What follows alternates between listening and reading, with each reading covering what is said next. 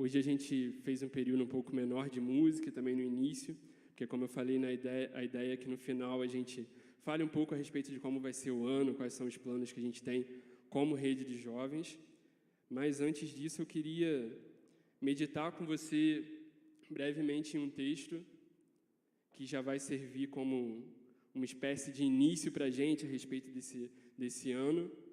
E, enquanto eu estava preparando, Deus falou muito ao meu coração a respeito do tema, principalmente em áreas da minha vida, onde esse texto precisa ser aplicado. E eu acho que é sempre assim quando a gente vem trazer algo para a igreja, né?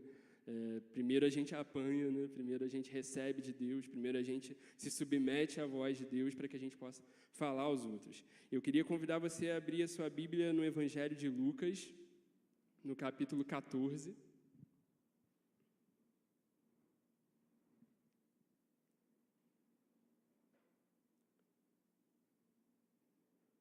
Lucas 14, a gente vai ler a partir do versículo 25.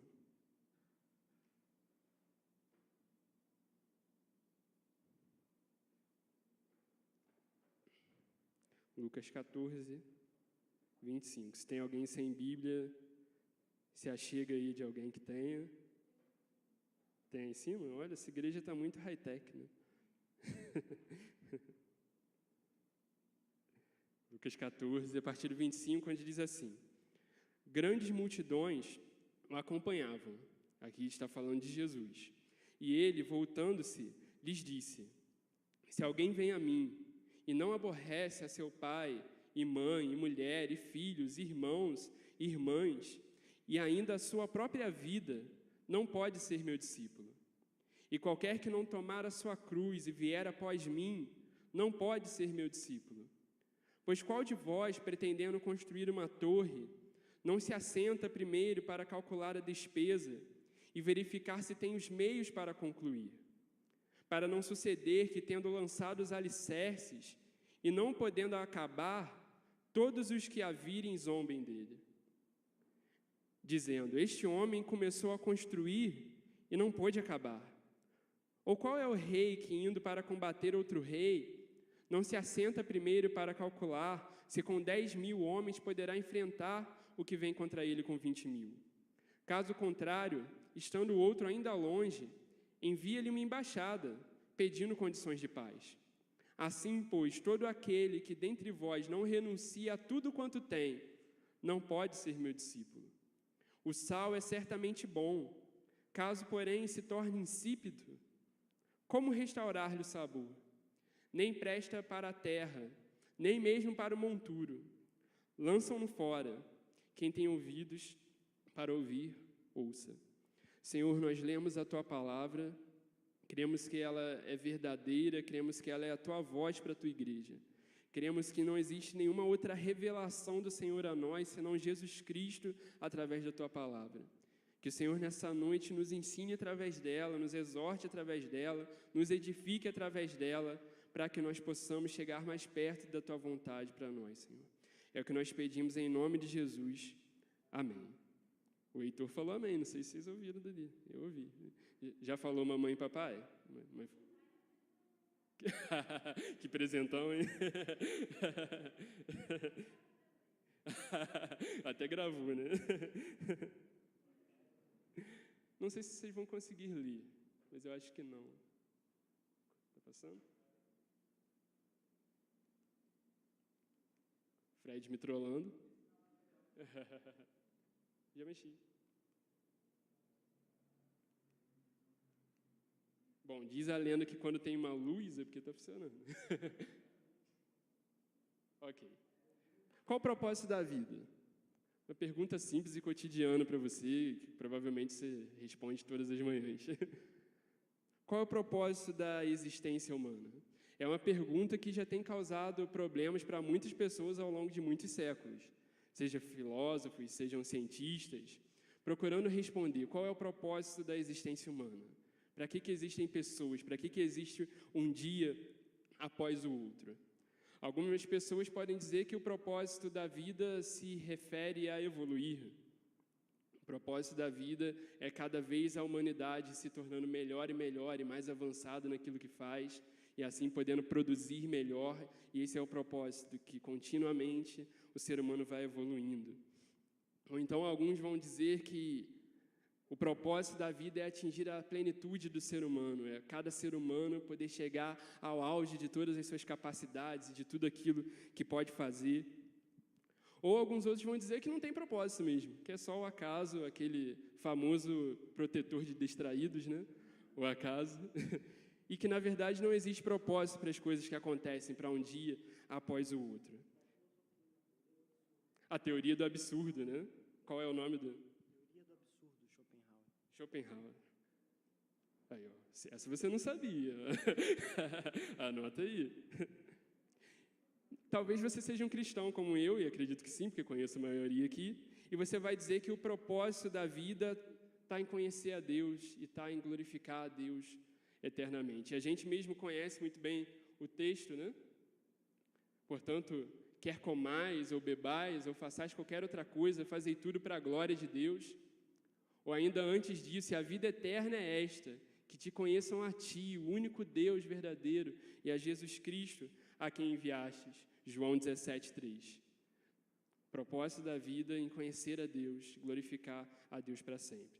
Se a pergunta de qual é o propósito da vida já é uma pergunta difícil de se responder rápido, talvez a gente possa melhorar a coisa. Qual é o propósito da sua vida? Vamos tirar do macro, já que é difícil responder no macro, e agora se tornou muito mais fácil para você responder. Qual é o propósito da sua vida? Qual é o propósito da minha vida?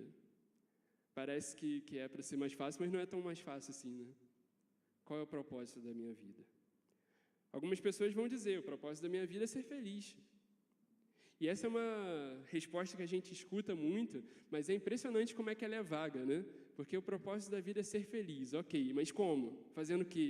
Através do quê? Para onde? Alguns podem dizer, o propósito da minha vida é me tornar uma pessoa bem-sucedida.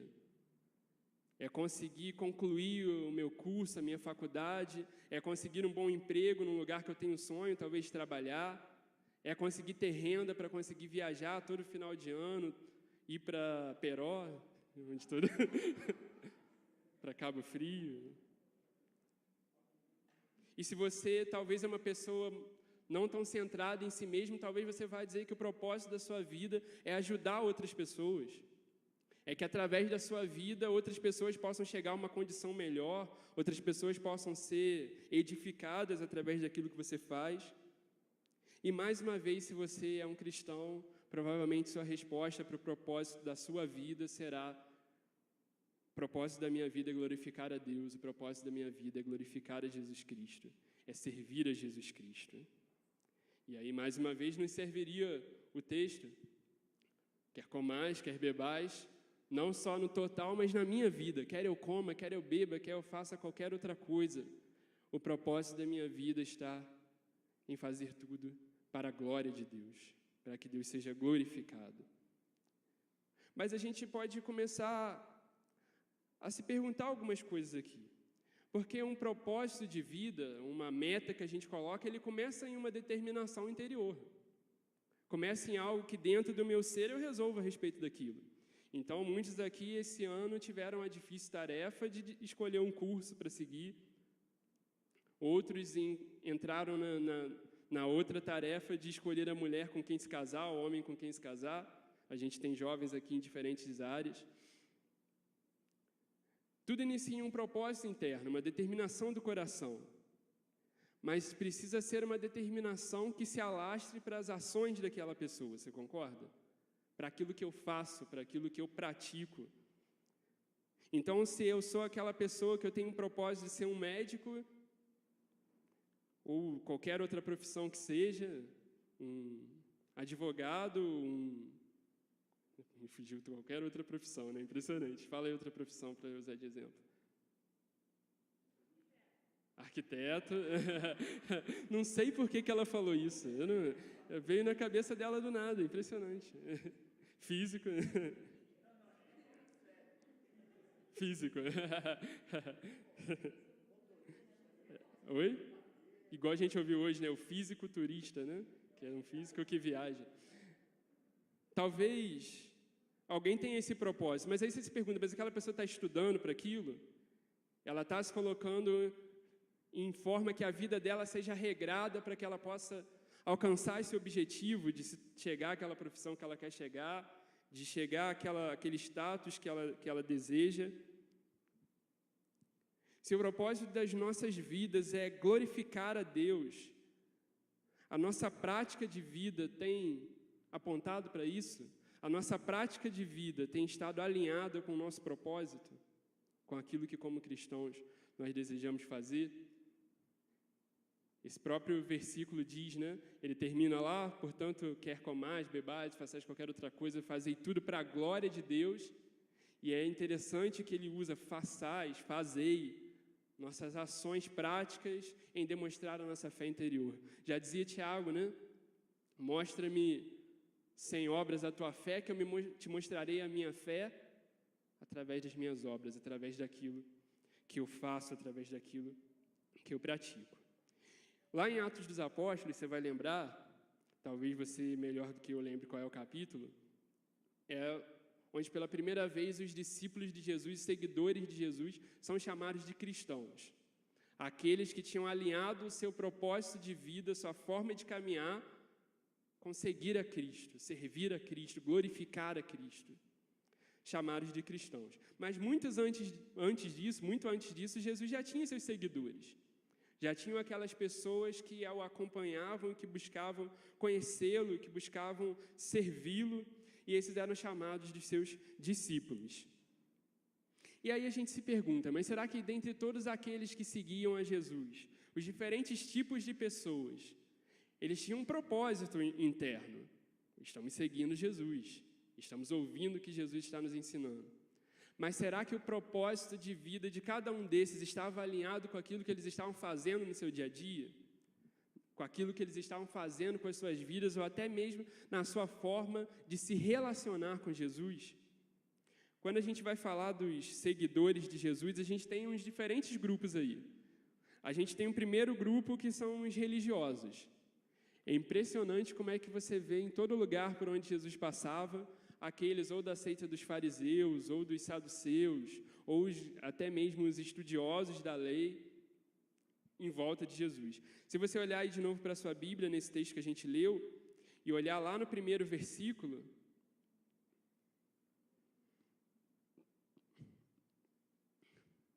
diz aí o quê? Que Jesus, num sábado, entrou na casa de um dos principais dos fariseus, aí em Lucas 14, no versículo 1, que é o texto que precede esse texto que a gente está meditando nessa noite. Jesus, de vez em quando, estava no meio desses religiosos, dessas pessoas que guardavam a lei judaica. E a gente sabe bem pela história quem eles eram, né? E qual o propósito que eles tinham. Que a maioria deles, muito menos do que seguir a Jesus, do que querer conhecer mais de Jesus, eles queriam achar algum meio para pegar Jesus em alguma cilada, pegar Jesus em algum erro, ver Jesus falando algo que poderia levar ele à condenação. Amém.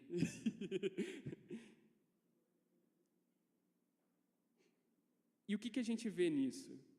Esses religiosos, esses fariseus, esses mestres da lei, eles representam um grupo que ainda é muito comum nos dias de hoje. E não é o nosso foco de estudo aqui nesse momento, mas eles frequentavam as sinagogas, eles cumpriam todos os rituais, eles estavam a par de todo o calendário judaico, sabia tudo o que aconteceu, olha, nesse dia é festa tal, nesse dia aquela outra.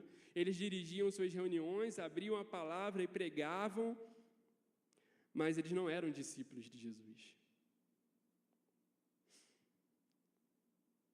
Eles tinham um propósito, talvez interno, de obedecer a Deus, de servir a Deus, mas a sua prática, a sua forma de levar a sua religião não estava alinhada com esse propósito interno do coração deles. Antes, eles estavam, pelo contrário, tentando fazer com que Jesus fosse pego, com que Jesus fosse morto, como de fato fizeram.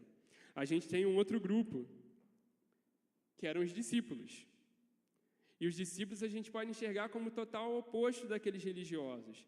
Se os religiosos eram aqueles que estavam comprometidos simplesmente na sua tentativa de agir contra Jesus, os discípulos eram aqueles que haviam deixado tudo, abandonado casas, abandonado muitas vezes famílias, abandonado empregos, para servir a Jesus, para caminhar ao lado de Jesus.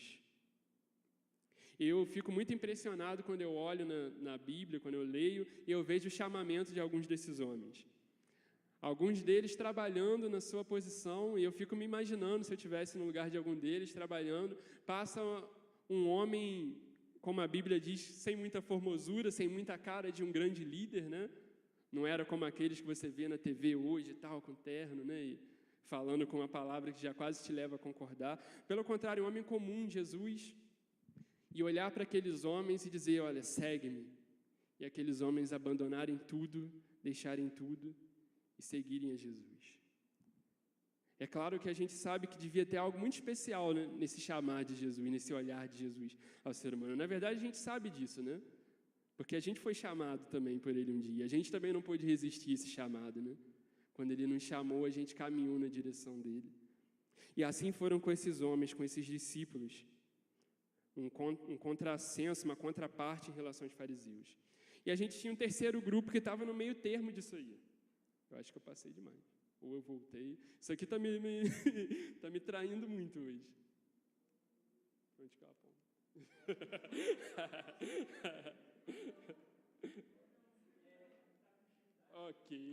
Ok. Que era a multidão. Se a gente tinha de um lado os fariseus, do outro lado os discípulos, no meio a gente tinha a multidão.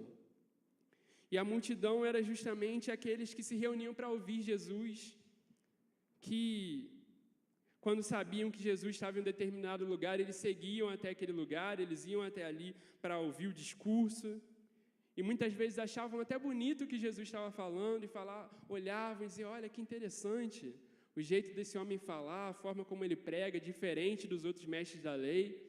Olha, concordo até com o que ele fala. Acho que o que esse Jesus fala é algo até muito relevante. Mas eles conseguiam sair dali depois daquele momento, voltar para as suas casas, e grande parte deles seguir as suas vidas como se nunca tivessem se encontrado com Jesus.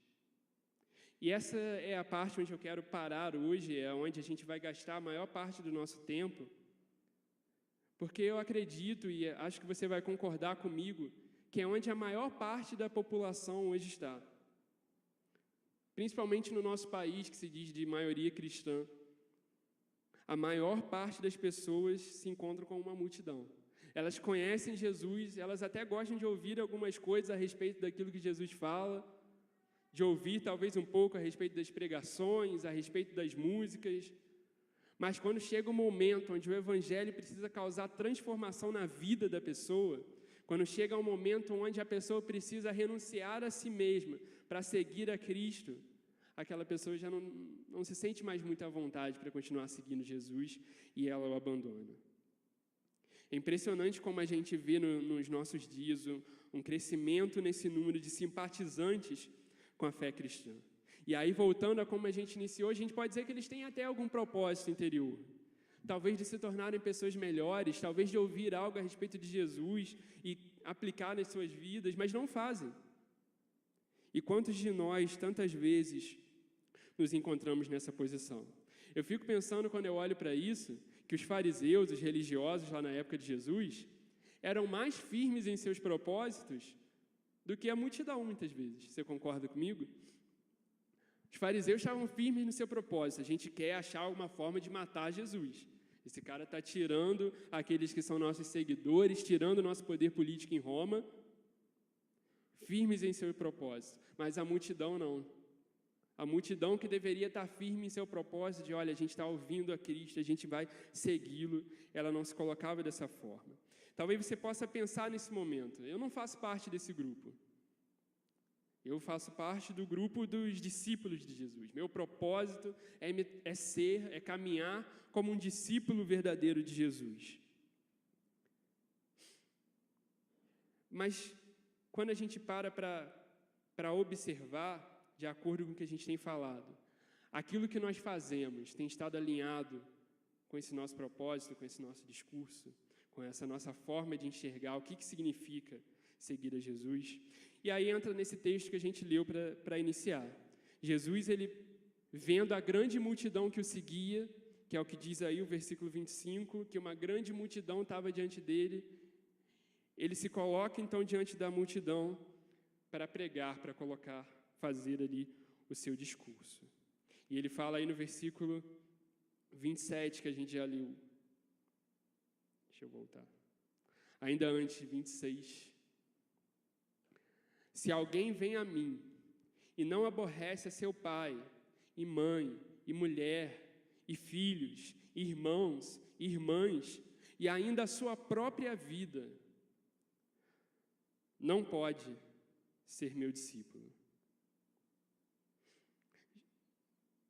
Esse termo aqui, aborrecer, já é um termo que logo puxa os nossos olhos, né? Já quero fazer um parênteses aqui e dizer que esse texto não é base bíblica para você aborrecer sua mãe, aborrecer sua esposa, aborrecer seu pai, seu irmão. Sei que você já ia chegar em casa e usar isso. Aborrecer aqui, e você pode conferir isso depois lá no texto paralelo em Mateus 10, versículo 37, tem a ver com amar menos, tem a ver com a forma como aquilo tem uma prioridade na sua vida. Jesus está dizendo para eles que se ele não for o objeto de maior amor da vida do ser humano, se ele não for aquele que está acima de um pai, acima de uma mãe, de um irmão, acima até mesmo do que a própria vida daquele indivíduo, aquela pessoa não poderia se chamar um discípulo. Eu acho que esse é um dos discursos mais duros de Jesus, diante da multidão que o seguia. Porque muitos naqueles dias, e até mesmo nos nossos dias, não, querem seguir Jesus, querem ter Jesus como alguém que faça parte da sua vida, a gente pode colocar assim, mas não o centro, não o principal, não aquele que está em primeiro lugar, não aquele que é dono, de fato, do coração. E a gente sabe muito bem como que nós somos especialistas em criar ídolos para os nossos corações, em criar coisas a quais nós damos valor, coisas às quais nós gastamos nosso tempo, gastamos nosso empenho, fazemos daquilo deuses sobre nós, quando na verdade são simplesmente coisas que não devem tomar o lugar de Cristo. O exemplo de Jesus, ele começa desde lá da família, ele vai até o próprio ser humano. E eu quero focar bem aqui, parar bem nesse momento, porque algo que eu observo e algo que eu tenho sentido, até mesmo quando eu oro a respeito da rede, eu observo o lugar onde a gente está e o ano que a gente tem pela frente.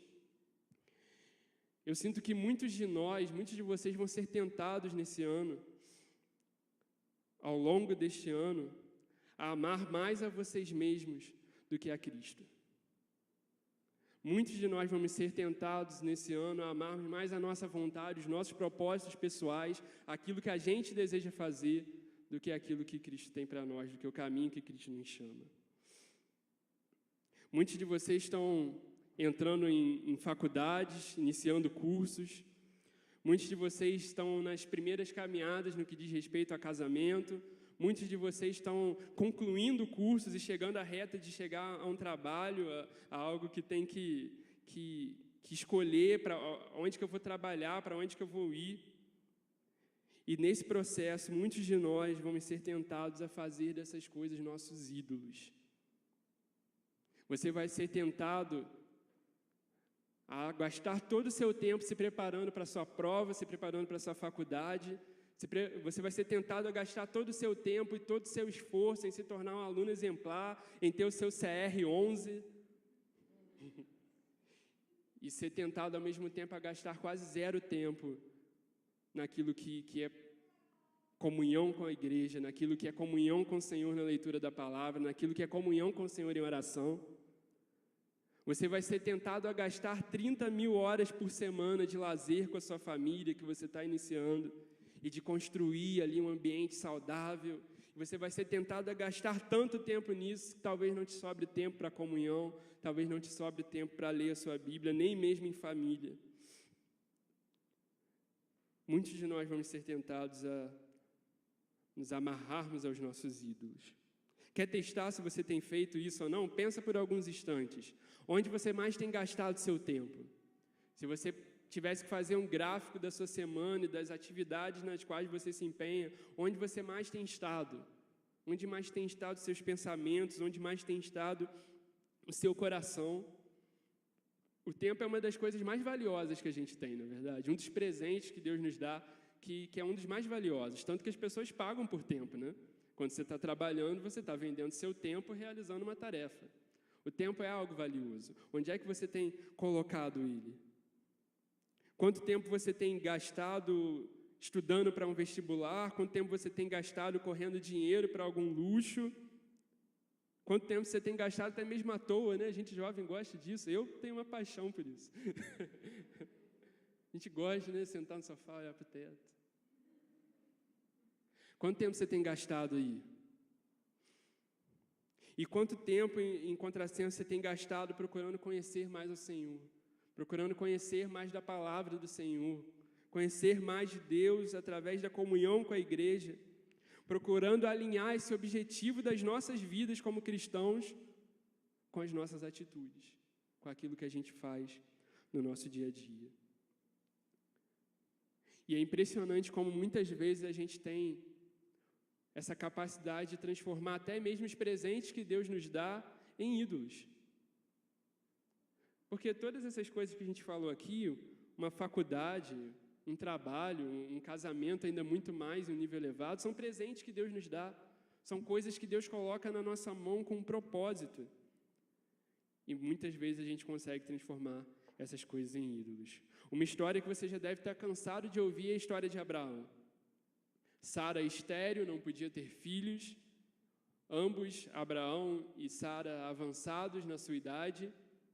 Já diz a Bíblia que Sara tinha cessado o costume das mulheres, quem tem ouvidos para ouvir, ouça. E o Senhor promete a eles que em sua velhice, ainda assim, eles teriam filhos. Uma continuidade para a descendência de Abraão. Isaac era muito mais do que simplesmente um filho. Isaac era o cumprimento da promessa de Deus na vida de Abraão. O curso que você está fazendo, só Deus sabe talvez o trabalho que você teve para conseguir entrar, para conseguir se manter ali, os que já estão há um tempo. Talvez o curso que você está fazendo seja um cumprimento de uma promessa de Deus na sua vida. A sua família, com certeza, é um cumprimento de promessa de Deus na sua vida. Até mesmo os seus momentos de lazer, de à toa, de olhando para o teto.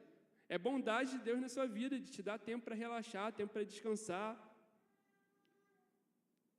E aí a gente chega lá em Gênesis 22, onde Deus diz a Abraão: pega o teu filho e sacrifica a mim. Me entrega ele sobre o altar. E Abraão, ele obedece. E Abraão, ele obedece a Deus, ele leva Isaac, porque o amor de Abraão por Deus era maior do que o amor que ele tinha por Isaac. O amor dele por obedecer a Deus era maior do que o amor dele pelaquilo que era uma dádiva de Deus, algo que Deus tinha dado para ele. E aí quando Abraão está lá prestes a imolar Isaac, o anjo do Senhor interrompe o momento e diz: eu já provi o sacrifício. E aí aparece ali o animal para que Abraão sacrifique.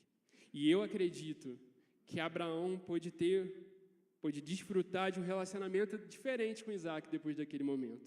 Eu acredito nisso. Porque se antes Isaac talvez era simplesmente uma espécie de ídolo, ou se Isaac fosse simplesmente um presente que ele recebeu de Deus, mas que é meu presente, é algo que eu vou zelar.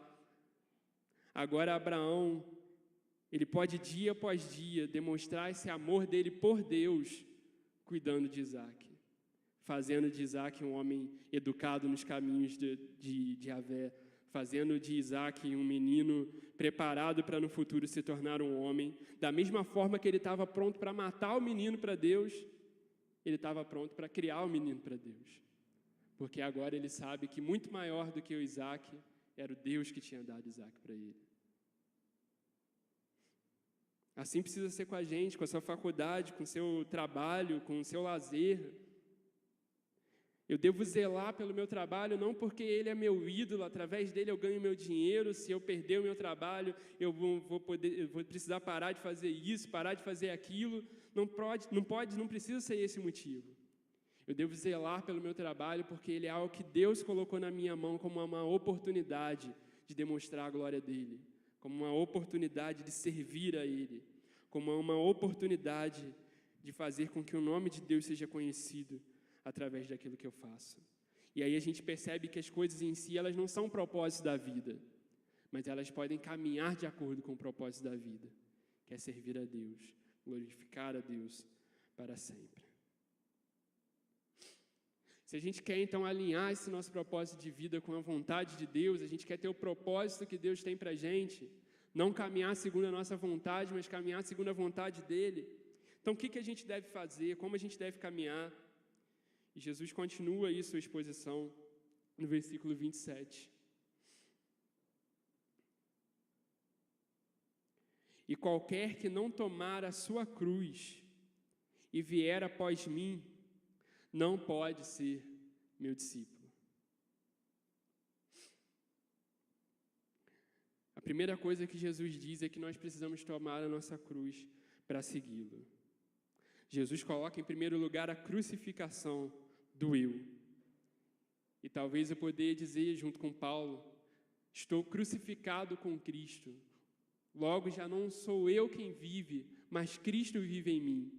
E esse viver que agora tenho na carne, vivo pela fé no Filho de Deus, que me amou e a si mesmo se entregou por mim. Aleluia. Esse símbolo da cruz, ele não é à toa. Porque é o mesmo ponto, é o mesmo símbolo através do qual Jesus morreu. E eu acho tão interessante como a cruz, logo a cruz vem a se tornar o símbolo tão expressivo do cristianismo, né? Podia ser qualquer outra coisa, né? Um pão, sei lá, caiu do céu, peixe, né? Mas a cruz se torna o símbolo. A cruz se torna a forma como Cristo espera que nós nos identifiquemos com Ele. Quando nós tomamos a nossa cruz, morremos para nós mesmos, passamos a viver a vida de Cristo em nós, nós estamos nos identificando com Cristo. Nós estamos sendo identificados com Ele. E isso aponta para o propósito central de Cristo nas nossas vidas, é de gerar a imagem dele em nós, é de que nós, dia após dia, sejamos feitos semelhantes a Ele. Esse é o propósito de Cristo para as nossas vidas. É mais do que simplesmente mudar alguns hábitos, é mais do que simplesmente frequentar toda semana um determinado lugar que fala a respeito de Jesus, tem a ver com uma mudança na minha vida, tem a ver com a minha mudança na minha forma de enxergar a vida, na minha forma de me relacionar com as pessoas, na minha forma de me relacionar com aquilo que Deus me dá, com os presentes de Deus. E é por isso que Jesus diz àquela multidão que qualquer um daqueles que quiser ser seu discípulo, que quer se identificar com Ele, vai se identificar com Ele na sua morte, vai se identificar com Ele na negação do eu. No Senhor, afaste de mim esse cálice, todavia seja feita a tua vontade e não a minha vontade. Seja feito aquilo que o Senhor quer e não aquilo que é simplesmente o desejo do meu coração. O caráter de Deus, o caráter de Cristo precisa ser gerado em nós. E aí Jesus, ele continua a exposição dele àquelas pessoas. Meu Deus, não sei usar isso aqui. Do 28 ao 33, com 2 exemplos. Jesus, ele gostava muito de usar esses exemplos para ilustrar as coisas para as pessoas, né? Tornar a parada mais clara de ser enxergada. E aí, nesses 2 exemplos que Jesus dá, ele mostra a impossibilidade de andar com Ele, de andar com Cristo, sem calcular o custo do discipulado. Sem entender o que o discipulado vai custar de mim. Ele dá 2 exemplos. O primeiro é da construção de uma torre. Ele fala, olha, quem que vai pegar uma torre para construir uma grande construção, sem antes calcular se tem como marcar com aquela construção, se tem como levar aquilo até o final. O outro exemplo que ele dá é de um rei pronto para entrar em combate com outro rei. Ele fala, olha, como que alguém vai sair em combate com alguém sem antes calcular se com o número de soldados que tem é capaz de vencer o outro rei, senão já logo manda um embaixador, alguém para resolver a situação. São as duas ilustrações que Jesus faz. E aí a gente percebe, olhando para os nossos dias, que muitas pessoas abandonam a Cristo, abandonam o que tem a ver com igreja, o que tem a ver com a palavra de Deus, porque elas percebem que elas não estão dispostas a dar aquilo que Cristo está requerendo. A gente não está falando aqui de dinheiro, elas não estão simplesmente dispostas a ofertar, a dar o dízimo. A gente não está falando simplesmente de tempo, nós estamos falando de vidas inteiras. Se você quer ser um discípulo real de Cristo, você não pode dar muito de você para Deus. Você tem que dar tudo. E isso é algo que muitas vezes a gente não está disposto a fazer. A gente está tantas vezes disposto a entregar um final de semana. Olha, Senhor, todo final de semana eu vou estar na igreja, eu vou participar das coisas da igreja, eu vou na rede de jovens, faça isso. Mas a gente muitas vezes não está disposto a entregar aquele canto do nosso coração, aquela área da nossa vida, que a gente sabe que está totalmente contra aquilo que o Senhor nos ensina, que a gente sabe que está totalmente contra a forma como Jesus caminhou nessa terra, mas a gente não quer entregar para Ele. A gente quer caminhar com Cristo do nosso jeito, da nossa forma. Mais uma vez, como saber se tem feito isso ou não? Onde você tem gastado seu tempo? Como você tem gastado seus dias? Onde tem estado seus pensamentos? Lá no capítulo 8 de Lucas, que é um pouco antes desse que a gente leu, a gente vê Jesus contando lá aquela famosa parábola do semeador. Você lembra da parábola, né? Semente cai aqui, semente cai ali, semente cai acolá. E dentre as sementes que são lançadas, tem aquela semente que cai no meio das pedras. Você provavelmente lembra o que era essa semente. Era a palavra ali colocada em um lugar que não criou raiz, que não aprofundou.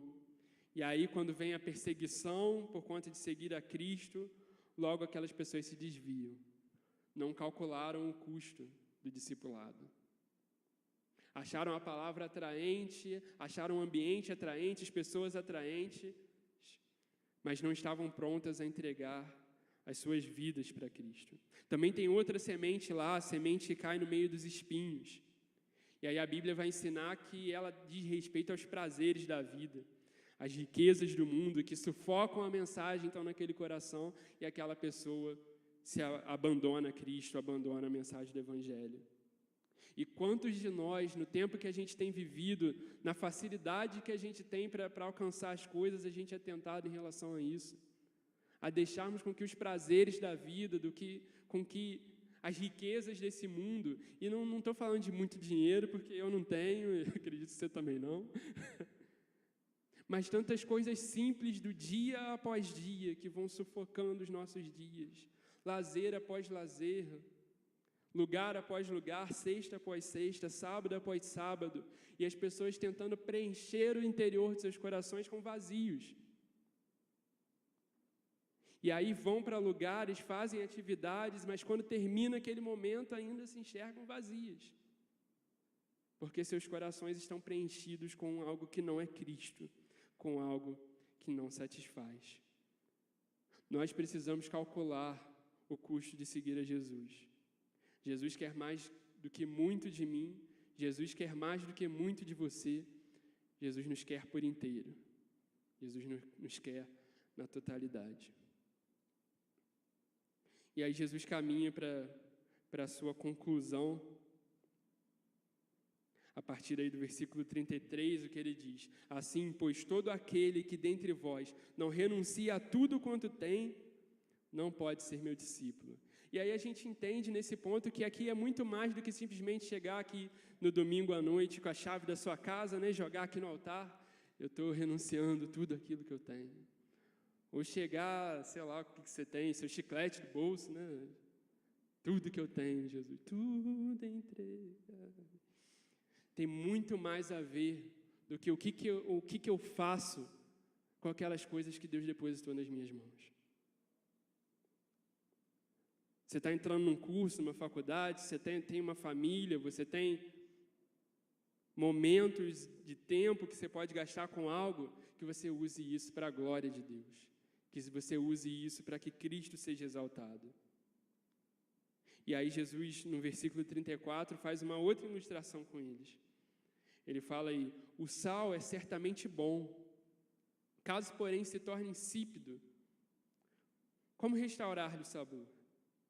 Nem presta para a terra, nem mesmo para o monturo, lançam-no fora. Quem tem ouvidos para ouvir, ouça.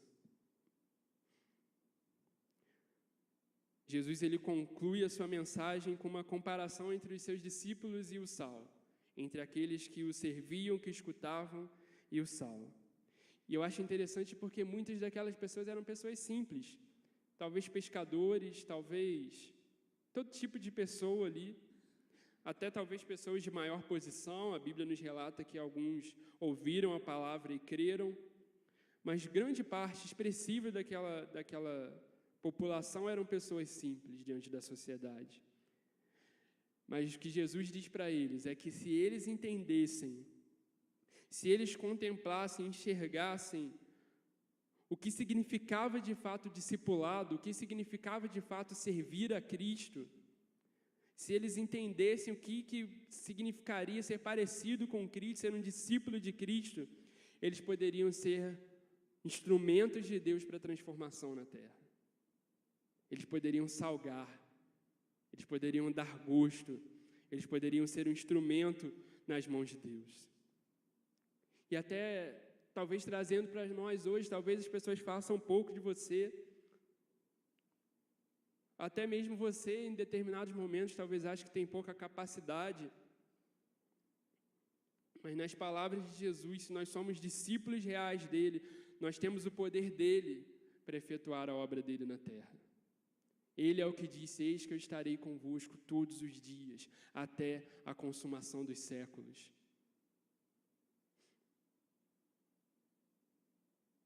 Porém, se o sal perde o seu sabor, se o discípulo deixa de ser um discípulo, se a gente que diz ter o propósito de ser parecido com Deus, de glorificar a Deus em tudo aquilo que fazemos, se a gente, com as nossas práticas de vida, a gente demonstra que isso não era uma realidade na nossa vida, se a gente perde o nosso sabor, a gente perde a nossa utilidade no mundo. E aí, como diz Jesus aqui, o sal, né, deixaria de servir até mesmo para ser pisado pelos homens. Você já deve ter ouvido isso também, que o sal naquela época, o determinado tipo de sal, era utilizado para calçar, era utilizado como uma forma de preparar pavimento. E Jesus diz aqui que aquele sal sem sabor nem para isso serviria, mas deveria ser lançado fora. Nós, como cristãos, sem a nossa identidade de seguidores de Cristo, sem de fato nossa vida alinhada com aquilo que Cristo nos chama para fazer, a gente não consegue servir nem para as coisas que são lá de fora. A gente não consegue servir nem para aquilo que não é nosso propósito, porque nós fomos separados para algo da parte de Deus. E se nós não cumprimos com isso, se nós não somos instrumentos de transformação, nós não somos instrumentos de nada. E eu quero concluir por aqui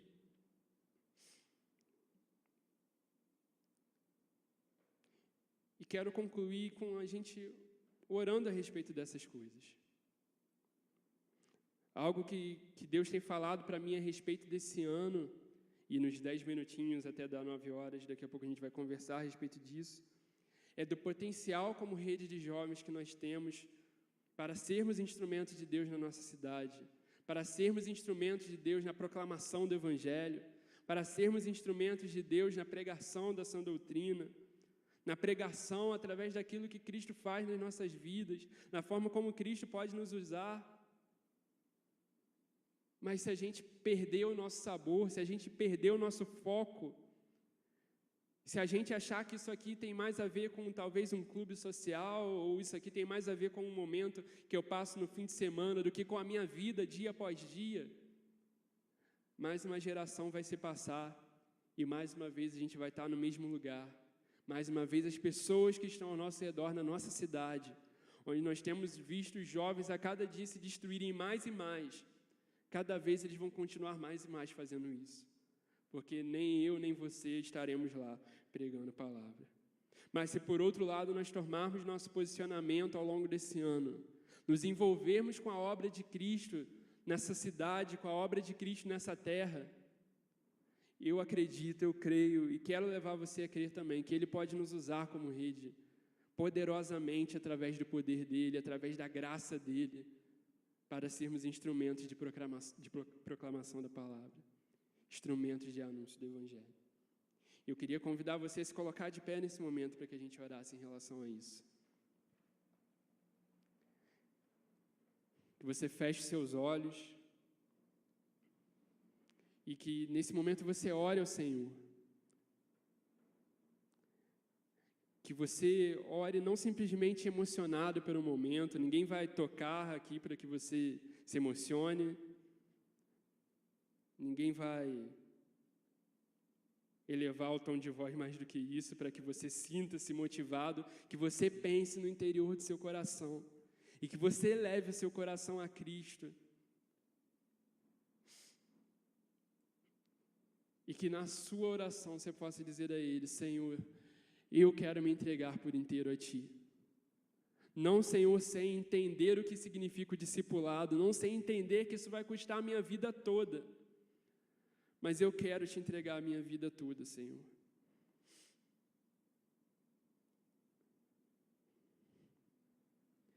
Senhor, nós nos colocamos mais uma vez diante de Ti, Pai. Deus de toda a terra, Senhor de todas as coisas.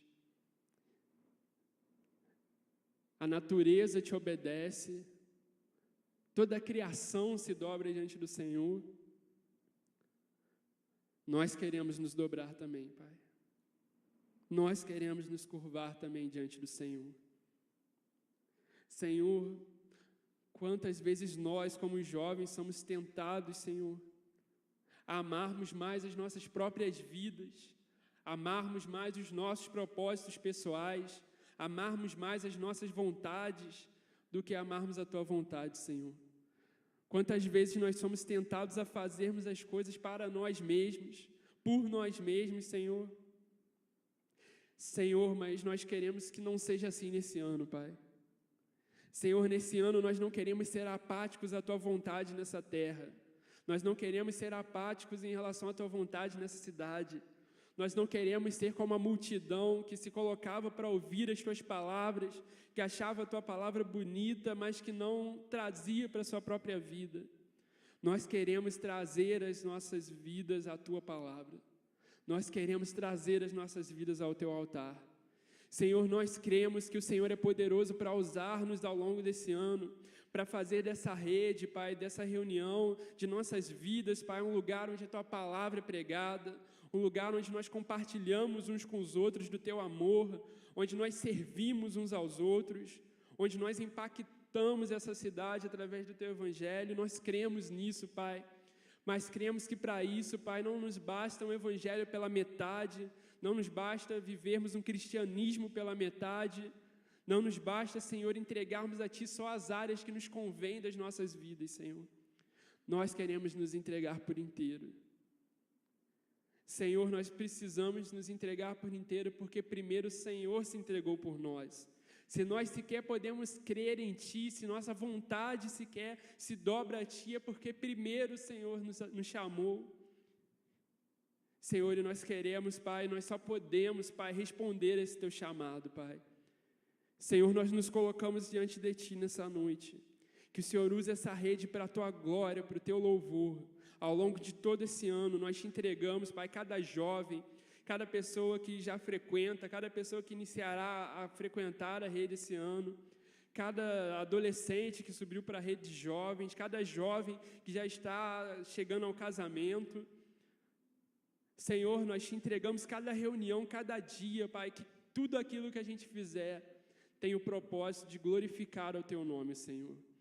E que assim a gente possa ser fiel à pregação da Tua palavra, fiel ao Teu Evangelho, fiel ao Teu chamado para nós como rede de jovens, Pai.